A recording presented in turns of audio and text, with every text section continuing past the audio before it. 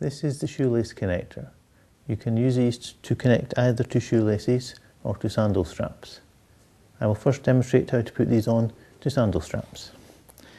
Pressing the button unclips the length.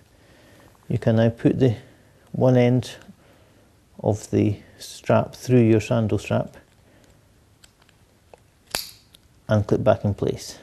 You can then bring the triangle to the top.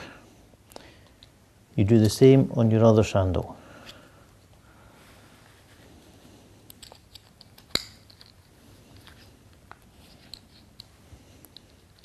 With the triangles at the top, you can now put your sandals on. I will now show you how to connect the shoelace connector to shoelaces. First, undo your shoelaces. You then need to open them out so you have plenty space to work with. Take the shoelace connector, press the button to release.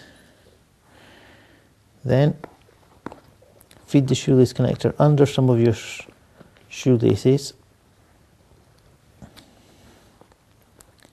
and connect back in place. Ensure the triangle is at the top.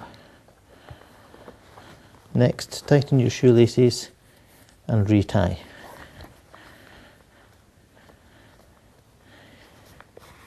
Do the same with the other shoe.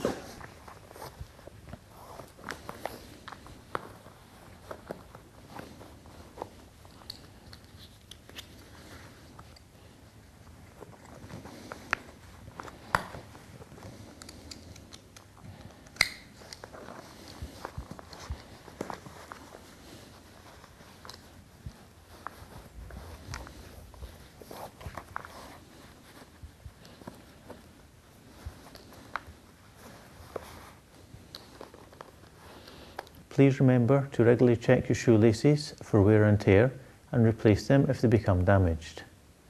Also, we do recommend that you use a minimum of 3 lengths of shoelaces underneath the shoelace connector for security in case one breaks.